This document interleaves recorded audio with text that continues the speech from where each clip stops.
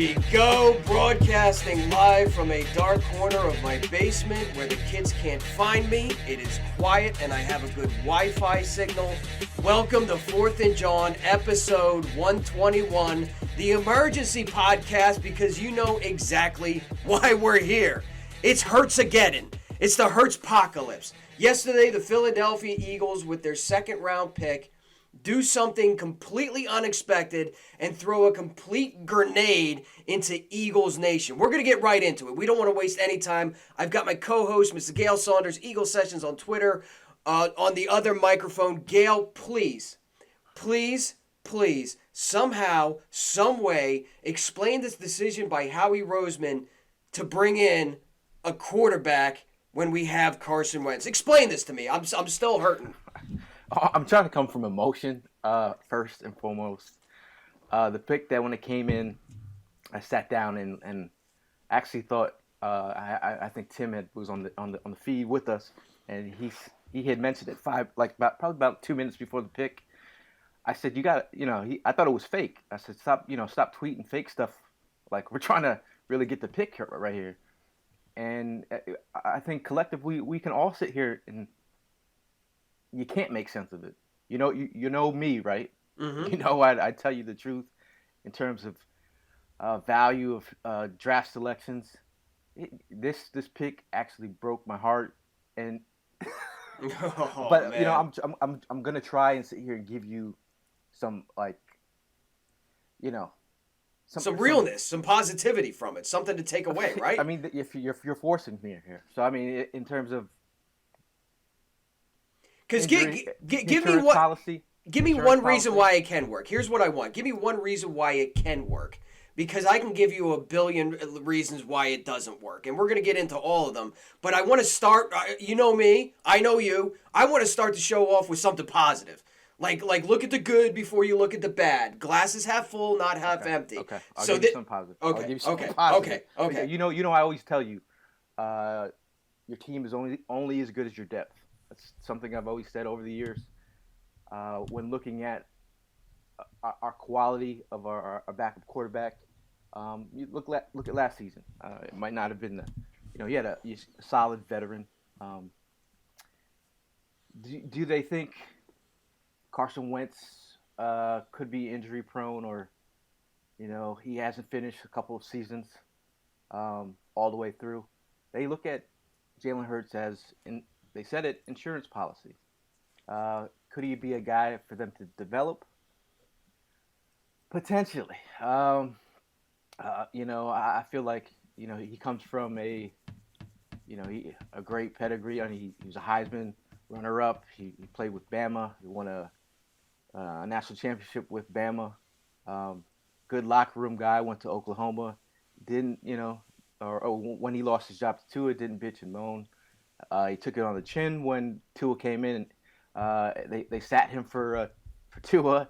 But he's a great locker room guy. When he was at Oklahoma, he didn't. When he was, it never was about winning the Heisman or anything. It was about winning championships. I think the versatility of a quarterback that can dual threat is an idea where if they're trying to think of some kind of role they could put him into the offense in a dual threat role, or play action type, or the RPO game. He could definitely take off and scoot if you're thinking of taking advantage of his athleticism.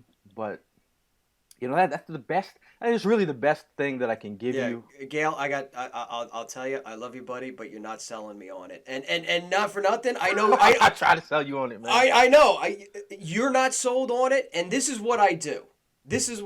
Right? I have a marketing degree. I'm in sales, so whenever I have a situation in front of me, whenever I have an idea, the first thing I do is sell myself on it, right? Because if I can't sell myself on it, I can't sell anybody else on it.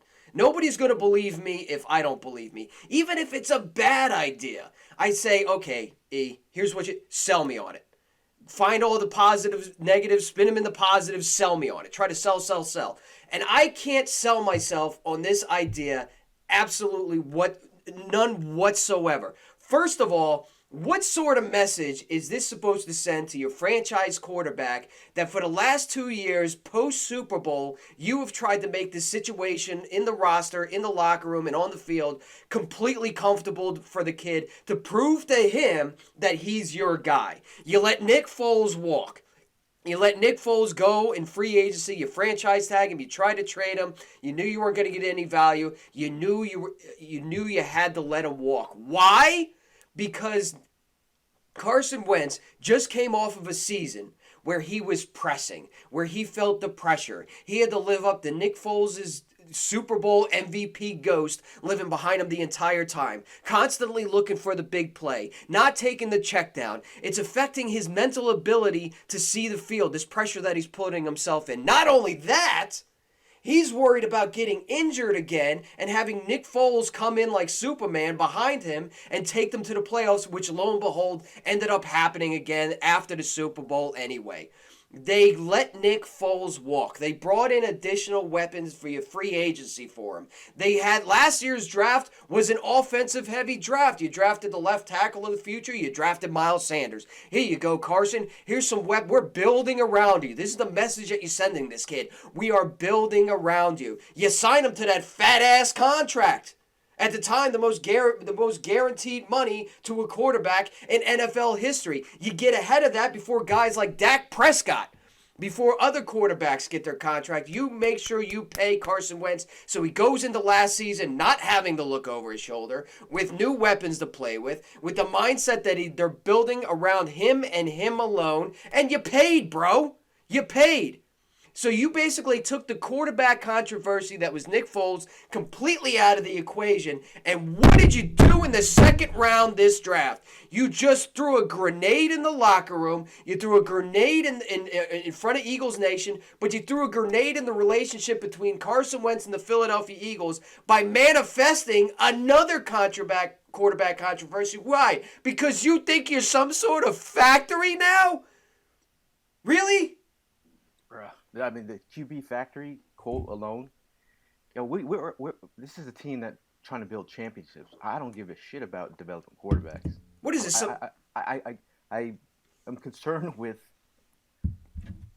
where their heads at. Championships. There's no way you say QB factory. I mean, what are we doing, man? I mean, you look at Carson Wentz in his face and say, "Hey, we're trying to get you weapons. There's other weapons that you can add to the piece of the puzzle. There's depth players. There's possible cornerbacks that could be starters." Again, we talk about making mistakes, and they keep piling on each other next year. You fucked up on the Clayton Thorson pick last year. Yeah. We're now in the next year's draft, drafting another quarterback in the second round because you messed up on the Clayton Thorson pick, which again we all didn't agree on. And by the way, Gayle, that was a 5th round pick. We were furious. We were furious last year for them wasting, quote unquote, as I do it in air quotes, wasting a 5th round pick on a quarterback. The dude didn't even make the roster. And this is the thing. Well, even like I could see taking a quarterback in the 5th round. Sure. To develop. Sure. But pick the right quarterback. I mean, Minshew is the starting quarterback for the Jaguars because they picked him late and they developed him into a starting quarterback. Russell Wilson was drafted in the 3rd round as a developmental quarterback, not in the 2nd round. Nick Foles was drafted as a developmental quarterback in the 3rd round. There was players on the board to be had, and if you look at Carson Wentz's face and say it to his face, like, we're gonna draft a backup for you in the 2nd round when there's talent on the board.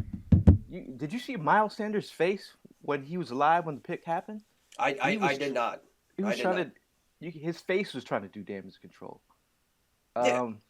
I mean, you pointed out all the players that could have been picked that were picked after the Jalen Hurts pick, and you flashed it up on the screen during the live stream, and you said, look at all these players that were picked. Any one of these individuals would have made an immediate impact and saw a lot of field time for the Philadelphia Eagles, not only next year, but that 3-year window that Howie Roseman continued to talk about, they would have been contributors to the team right now. What sort of message does it send to Carson Wentz when they're more concerned about getting his backup or his plan B or somebody in case he shits the bed or gets hurt again or maybe even retires, a theory that I'll get to in a second? What does that say to Carson Wentz when we're not going to continue to surround talent around you so that you can be successful, but rather draft your replacement in case you aren't? You are in essence betting you are betting on Carson Wentz to lose. You are telling him we are betting on you to get hurt. We are betting on you to fail. We are betting on you to lose.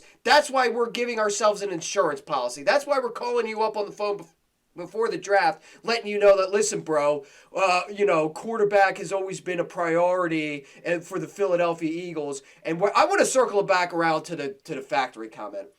Because after Howie Roseman said this, I had to watch the press conference last night, and I damn near punched a hole in the wall. College or quarterback factory, I'm not sure what kind of college bullshit you're on, but that doesn't work in the NFL. I don't understand. What sort of Willy Wonka shit is this when you want to create a factory of quarterbacks? And somebody thinks very highly of themselves. Let's be honest here. If the Philadelphia Eagles think of themselves as a quarterback factory, they are thinking awfully high of themselves. Because let's go down it. Let's go down the quarterbacks that they have drafted in the last decade. Clayton Thorson, 5th round pick, didn't even see the roster. Complete waste of a 5th round pick. Let's look at Carson Wentz. You hit on that. Congratulations. You moved up. You got him. He was the prospect that you wanted. Let's go down. Oh, Matt Barkley? Matt Barkley in the 4th round pick? What did he ever amount to as a 4th round pick that qualifies you as a quarterback factory? Let's go down again. Oh, Nick Foles. Okay.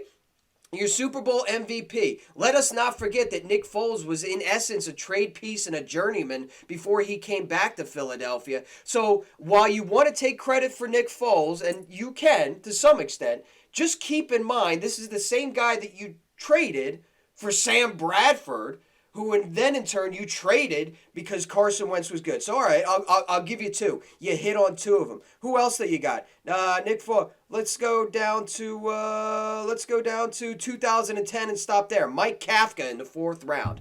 So out of all those quarterbacks that I just mentioned, one guy never even saw the active roster. Matt Barkley has been a journeyman since, never had an impact on the team. Mike Kafka never had an impact on the team. And the one Super Bowl MVP you already traded away and let go. And now you're drafting a backup quarterback in the 2nd round for the quarterback that you're hanging your hat on, and you want to look me in the eye and tell me that you're a quarterback factory. Get the entire fuck out of here with that. Yeah, I mean, that feeling that I don't know how old all our Eagle fans are out there, but if y'all remember watching the draft when the Eagles drafted Kevin Cobb, when we had McNabb. It's kind of definitely like the same feeling to me, because you're wondering why are they not putting the quarterback in a place to succeed when there's weapons on the board. I mean a guy like Mims was on the board. There's players out there that could be had. Like if you're talking about developing a tackle, Josh Jones, swing tackle from Houston was on the board. A Cussenberry from LSU could have. A guy with guard, maybe center versatility. Matt Hennessy from Temple, another center. Like you're talking about, like guys that could contribute and develop right away, or actually have an opportunity to strengthen the offensive line, which we all know is important. But again, having these draft picks, and then they don't see the field. Like we saw what Miles Sanders offered to us. We drafted him in the 2nd round. He was the most explosive player on the Eagles roster last year as a 2nd round pick. You had Dillard, who sat the bench pretty much the whole year. He didn't contribute. Like we need to get contributions from our draft picks in the first, 2nd round. Those are guys that contribute all across the league. What are we doing? Like what are we doing over here? Let's take a look. Let's run them down. The second round picks, recent second round picks: Miles Sanders, Dallas Goedert, Sidney Jones. No second round pick in 2007. Eric Rowe, Jordan Matthews. Granted, not great, but hey, second round pick. He's contributing. Zach Ertz. Are you kidding me? Michael Kendricks, Vinny Curry, guys that saw the field. These are individuals that are contributing to Super Bowls. These are individuals that are contributing on the field. These are individuals that are contributing right away to put your team in a position to win. Like that's what I don't get about this pick. If this, I'm going to bring this up. Either way, Howie Roseman and the Philadelphia Eagles are wrong. This is the situation that they've put themselves in. Nobody else. This is the situation that they've put themselves in. Either way, you are wrong. So if you're wrong about this pick, that means Carson Wentz remains healthy, remains the franchise quarterback of the Philadelphia Eagles well into his 30. Jalen Hurts never sees the field, never presents that value that you could then use him as some sort of fucking draft asset like you're the 76ers and trust your own process and trade him off for some more draft assets or draft value. That means you were wrong. If Carson Wentz remains healthy and remains the franchise quarterback, that means you were completely wrong about this pick. If you were right about this pick, and Jalen Hurts becomes the quarterback, develops into the next quarterback of the Philadelphia Eagles, a Pro Bowler, a guy that you build your franchise around and that leads you to the playoffs, guess what?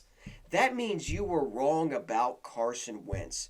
You were wrong about letting Nick Foles walk. You were wrong about giving him that contract. You were wrong about trying to build him up as the franchise quarterback. You were wrong about building your team around him. You were wrong. Either way, this draft pick means that you were either wrong about the pick or you were wrong about Carson Wentz. And I never thought I'd see myself in a position where I am less concerned about missing on a pick and more concerned about the ripple effect and the long-term effect in the locker room, in the organization, and to your franchise quarterback, the effect that this will have on the organization. Honestly, this isn't a short-term thing. You miss on a second-round pick, you miss on a second-round pick. This is going to stick with the Eagles and be an issue with the Eagles for the next 3 fucking years, dude. Yeah, I mean, and if you try to spin this, you're just like talking about QB factor, even just saying that. So that means you'd have to be a QB factor. You'd have to get this guy some playing time. Only way you get this guy playing time is when Carson goes down with the injury. So if you're not expecting Carson Wentz to go down with injury, but you might be putting that out there, but the mixed messages you're sending to Carson is like, we're not trusting that you can stay healthy. But then looking in the locker room is like, all right, well, are they trying to win now? I mean, because you easily can get a veteran quarterback off the street to come in and give you some experience. Sure. Sure. I mean, the second, I mean, and we're all trying to make sense of the trade while it's happening. We're all looking at each other like, dude, are they trying to package him in a trade to maybe Jacksonville for try to get Yannick and throwing it in some picks and make it make sense? But like with the players on the board in the second round, like even if you wanted to just move up to grab some players, you could have. We have 3 4th-round picks. I mean, you could have moved up and got Antoine Winfield, Grant Delpit. We're talking about safety players that were on the board in the second round. I mean, man. I'll circle back around. I try to sell myself on the idea, even if I don't agree with the idea, even if I don't like the idea. I try to sell myself on it. So I take a look. Gayle, you previously mentioned the Kevin Kolb thing. I say maybe this is a Kevin Kolb situation, and then I remember that when Kevin Kolb was drafted, Donovan McNabb was what, 33? So he was in the twilight of his career, more specifically the twilight of his career with the Philadelphia Eagles. And what that ended up doing is basically saying to Donovan McNabb that we don't believe in you anymore, that we're getting ready to move on from you pretty soon. That's what it spelled it out to Donovan McNabb. And lo and behold, when he got benched against the Baltimore Ravens, what did the Philadelphia Eagles and Jeffrey Lurie have to do? They had to basically issue Donovan McNabb a financial apology. Remember that story? The financial apology of drafting a quarterback and benching you against the Baltimore Ravens to put the kid in, and it didn't work. So, okay, I can understand that. At least the Kevin Kolb thing, while shocking, and we were all taken back and we were all wondering what the hell's going on, especially with the fact that you're trading with the Dallas Cowboys, you could at least understand the theory behind it. Carson Wentz is 27 years old. You've got quarterbacks like Drew Brees. You've got quarterbacks like Tom Brady in the league playing well into their 30s. So assuming he stays healthy, is it a stretch to think that Carson Wentz is going to be the quarterback of the Philadelphia Eagles when he's 30 years old? No. And as a second-round pick, when is this guy's contract going to be up? You know, are you going to sign him to franchise quarterback money? So that theory goes right out the window.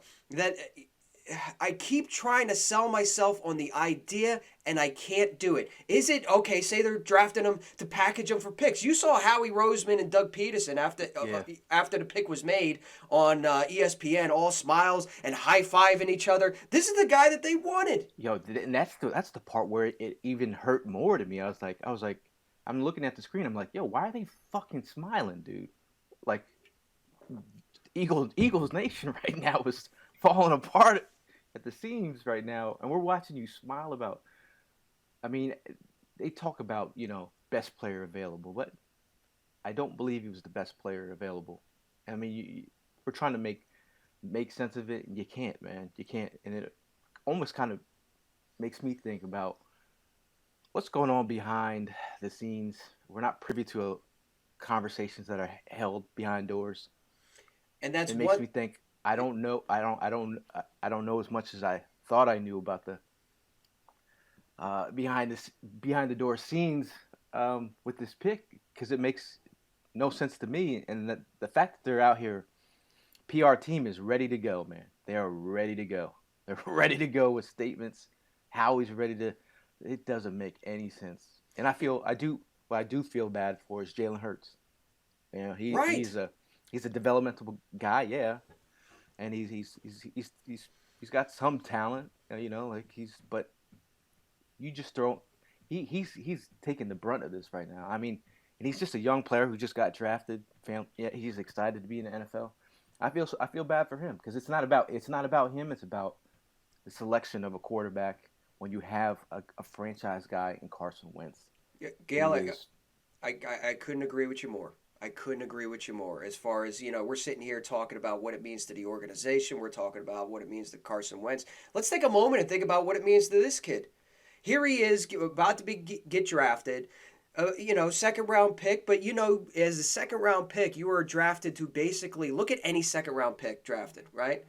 Even Geno Smith going to the Jets. Eventually, you were drafted at that position in that round to become the heir apparent to being a starting quarterback. He's thinking he's going to go to an organization that in a couple, sure, he might have to sit a year behind a veteran quarterback, but he knows eventually he's going to get the keys to the Lamborghini and go ahead and go do it. He's going to get the keys to the castle. He's the heir apparent. Not a first-round pick, okay, but you're a second-round pick. All of a sudden, he gets drafted by the Philadelphia Eagles. Think how much of a competitor this guy is.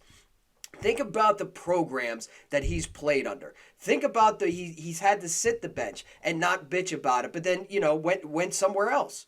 You know what I mean? Think about everything that this kid has been through. His dream, his NFL football dream, is about to come true, and then he gets drafted by the Philadelphia Eagles and goes, "Yeah, wait, what? Carson Wentz is the quarterback. You just gave that guy that contract. What am I, a gadget guy to you? Is that how you see me? I'm a gadget guy to you? I'm going to see maybe 12 snaps a game at some sort of gadget quarterback? Am I a developmental guy to you? Am I a trade piece to you? Am I a pawn for you to maybe flip me to a first-round pick in a couple years? What am I to you? I can't be the future. Carson Wentz the future. I can't be developmental because I'm never going to see any field time to prove myself as a draft asset unless, oh, by the way, my teammate gets hurt. If you're Jalen Hurts, how do you feel about this? Yeah, I'm thinking like, Lincoln Riley has some RPO, you know, plays that probably Doug might have implemented into the office. Maybe they see him as a potential player to actually, like you think about our backup quarterbacks. Um, do they offer that element if in case Carson Wentz goes down to run the RPO game to a T? That's the only thing that I'm sitting here trying to make sense of it. Um, they feel like they don't have a quarterback behind Carson Wentz that can run the offense if he goes down, to the way that they want and bring mobility to the game, to their offense. But it's again, like I said, there's like look at when the Cowboys had Tony Romo and they drafted Dak. Where did they draft Dak? Third. What, fourth round? Was he third or fourth? That's where you get developmental quarterbacks. Yeah. You don't waste your second round pick on a backup quarterback. No, yeah. And again, I keep trying to sell myself. Is he the heir apparent? Carson Wentz is 27 years old. Was he drafted as a trade piece? If he was drafted as a trade piece, just trade the fucking pick. You don't got to draft a kid and then try to trade him. All right, well, maybe he's a developmental draft asset where you want to be this quarterback factory where you're flipping assets, right? You're buying low and selling high. Okay, well, he's a second round pick. I agree with you 100%, Gayle. Like if he's a third, fourth, fifth, sixth round pick and you hit on a quarterback where you can develop the guy to prove himself and to be a starter, okay, great. That means you need a return on your investment. You need it. Okay, so this was a second round pick. Are you trying to flip him for a first? The only way you're going to flip a quarterback for a first round pick in this day and age in the NFL is if he has some sort of, look at Jimmy Garoppolo, look at Matt Schaub. The only way that you're able to flip a second round pick into a first round pick is if your quarterback gets hurt and this guy sees playing time. So again, you're betting against yourself. You're betting, in either way, you're wrong. If you're right about Jalen, you were wrong about Carson. If you were right about Carson, you were wrong about Jalen. The only way you're going to get a return on investment in Hurts is if Carson Wentz gets hurt, or he gets hurt, recovers, and then you're able to. None of this fucking makes sense. No. None of this fucking makes sense. I'll add another layer on top of this, right? And I was thinking about this on the drive over. I'll add another layer. What if this kid is good? And I know you're going to say he is good. He's got production at the college level and big programs. But no. What I'm saying is, what if he's like really good? All right? And all of a sudden we start applying the same Greg Ward philosophy to Jalen Hurts. Because we all said that. Why is Mac Hollins on the field? Why is J.J. Arcega-Whiteside on the field? Wouldn't you put the guy in practice who's killing it, who your own teammates are telling you, like Malcolm Jenkins is saying Greg Ward needs to see time? We had this discussion last year. And my answer to that was, well, they got draft picks. They have draft stock invested in guys like Mac Hollins and guys like J.J. Arcega-Whiteside, and they want to be right about the guy. That's why they're not putting Greg Ward on the field. But the argument was, if Greg Ward is outplaying everybody in practice, he should be the guy seeing the field, and I completely understand that. What if Jalen Hurts is good? And I'm not saying just good. What if he's good? And then all of a sudden he starts outperforming Carson Wentz in practice, outperforming him in training camp, outperforming him during practices in the season. Wouldn't you then have an expectation? Aren't you then having the rest of your team looking at practice? They know what's up and saying, oh my God, Hurts is killing it, but Carson Wentz is struggling. And then are you going to put Hurts in? Yeah. If you think about Bill Walsh and what he did with bringing in Steve Young, when you had one of the greatest quarterbacks in Joe Montana, to create that atmosphere of intense competition, someone to really light a fight, again, trying to make sense of this. Mm-hmm.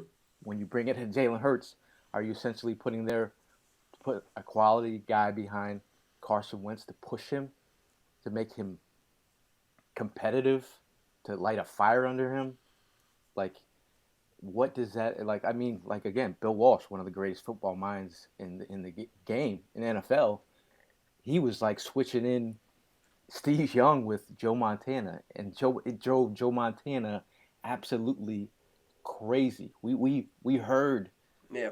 We heard Carson Wentz talk about the feeling of when he was in there to play and watching Nick Foles do what he did, and that sense of, you know, competitiveness and how upset he was, even though we won a Super Bowl, but that intense passion of Carson Wentz, knowing that, you know, he's watching his backup put in work. And I feel you get that. You know, that's an excellent point. That's an excellent point. Historically, bringing up Bill Walsh and Joe Montana and Steve Young and trying to apply it to this situation. Again, here's where I'll counter it. And I know right now we're just reaching for straws, right? We're just reaching for straws. And we're digging back into the '80s trying to find answers as to what they're doing in 2020. But here's what I'll say about that. If Carson Wentz needs a guy to push him to make sure that he performs the way he's supposed to perform, what the hell does that say about Carson Wentz? If the Philadelphia Eagles need to invest the second-round pick in order to motivate you to do the right things on the field, what the fuck does that say? Again, either way, you're wrong. You're wrong about Hurts or you're wrong about Carson. Either way, you're wrong. Enough about the... Go ahead. Yeah. Go ahead. No, I say you could have got him. You're looking at Carson. Hey, we could have got you another weapon in the second round. Mims is sitting on the board. Or what we're gonna do for you? We're gonna get your backup to compete with you. What kind of messages does that send to you? I mean, I don't know. Man, this COVID-19's got everybody fucking acting kooky dook. You know, and we've been quarantined. I think we've been quarantined so much that we're so invested, and it gives us all something to focus on. But for us to have to focus and wait all year, months and months and months for this to happen, you know, that's the disheartening part. You know, like I just thought I thought they would do something with that second round pick, man. I mean, that's valuable. And when you talk about if they didn't move up in the first round and the second round pick was on the table, you know, and you're gonna tell me that you couldn't have given up the second round pick now, that I think that will fire up a lot of fans saying that you could have gave that second round pick because you're not gonna use that second round pick in theory because Carson Wentz is gonna be healthy, right? You're 100% right. You could have used that second round pick and moved up and got even a one of the elite wide receivers if that was the case. And that rips open the wound for the first round pick. And listen, I have no problem with who the Eagles selected in the first round.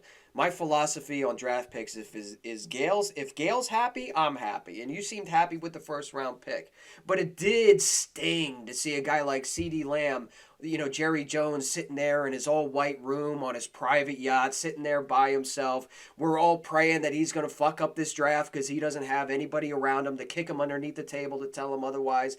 And then a dude like CeeDee Lamb just falls in his lap, just accidentally falls in his lap. And we're sitting there going, Howie, how did you not trade up? How did you not trade up for Ruggs? How did you not trade up for this guy? You take a look at DeAndre Hopkins in that trade, you know what I mean? Where still Houston did not get a first round pick for DeAndre Hopkins.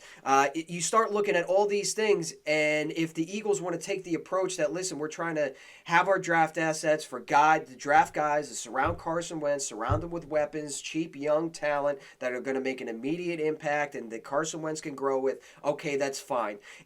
It rips open every wound of every player that we missed out on when you take a developmental quarterback in the second round who's not going to see the field for 3 years unless your first guy gets hurt. Unless the first guy gets hurt. It makes absolutely no sense to me. And this is where I draw the line in the sand. Gayle, you and I on this show have gone back and forth about Howie Roseman, and I've been a Howie apologist. I've been a Howie stan. I've pointed the fingers at guys like Joe Douglas and said, it's not Howie's fault, it's his fault. For every negative piece of Howie crap that has been thrown in my face, I have reached back and defended the guy, reached back to 2017 and taken a look at those free agents and taken a look at those veteran guys who he put on cheap contracts and taken a look at when they drafted Carson Wentz and the double jump, which was unheard of at the time. I've reached back and defended Howie Roseman time and time and time again, even in the face of albatross contracts like the Alshon Jeffrey thing, even in the face of drafting a guy like Clayton Thorson and having him released before he can even make the active roster and then sign with the Dallas Cowboys. I've taken his drafts and forgiven all of it. This is my line in the sand.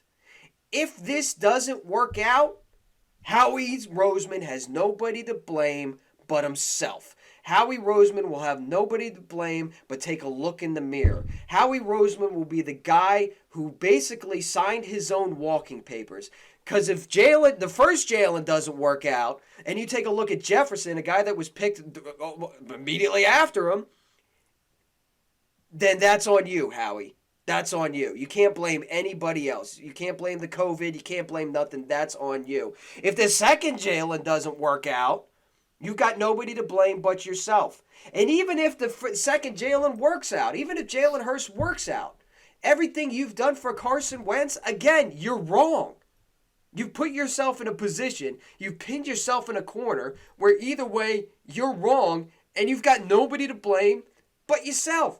The long-term effect of this second-round pick far exceeds, hey, we missed on J.J. Arcega-Whiteside in the second round. We took a shot. We thought he was the guy, and he's not.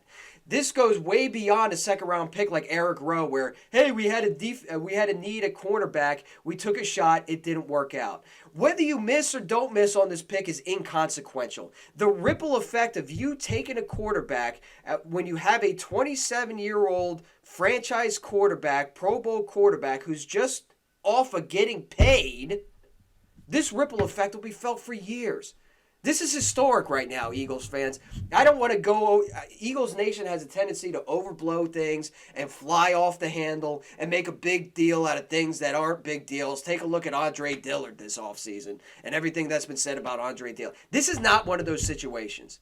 This is a situation where we will go back and look at and revisit and analyze and talk about for the next 2 decades. And I'm not exaggerating when I say that. No, this is a selection that will be talked about for years on years and years. When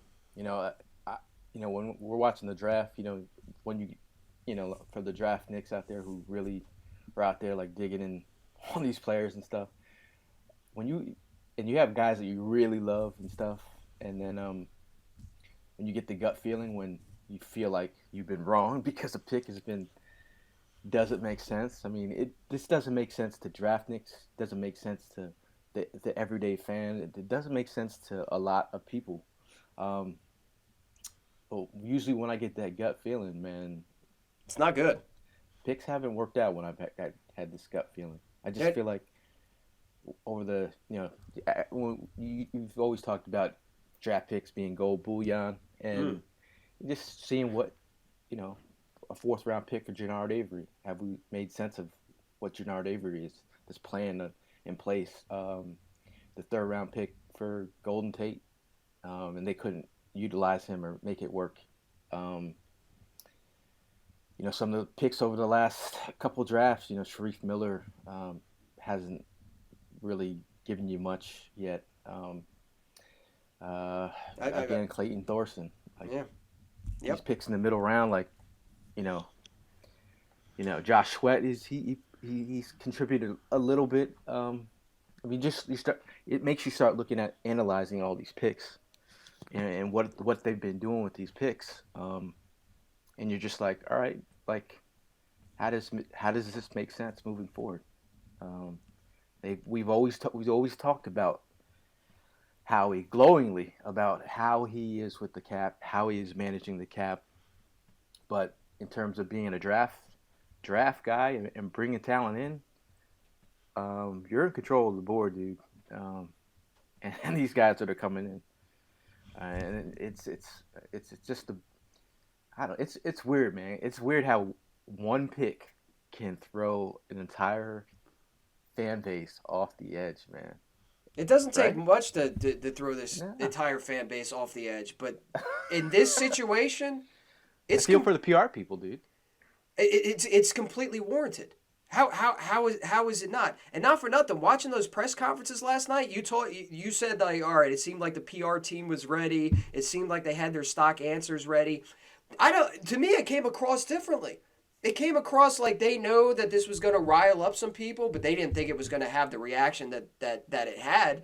I mean, all the beat reporters during the press conferences were asking the same questions that you could see scrolling across the timeline. What the fuck?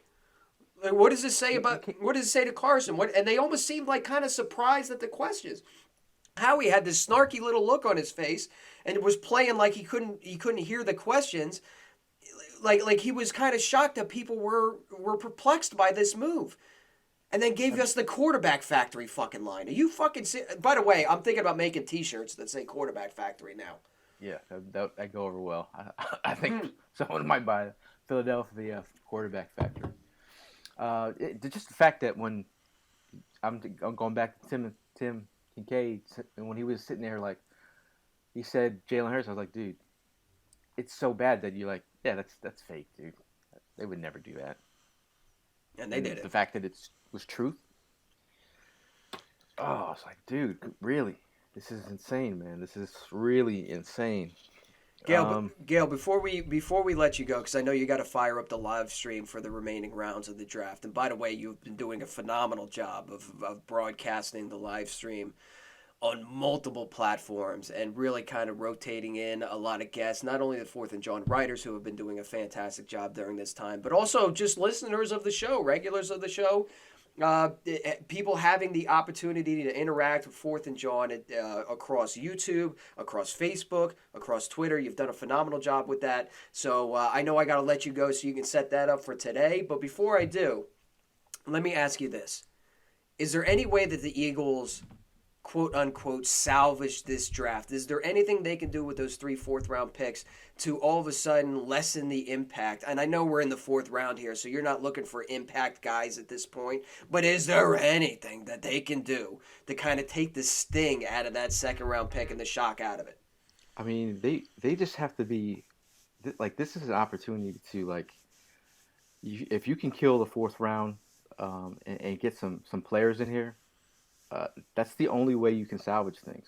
And like, there are some guys out there, Tyler Johnson from Minnesota, Darnay Holmes from UCLA, cornerback, um, Khalid Kareem, another defensive end.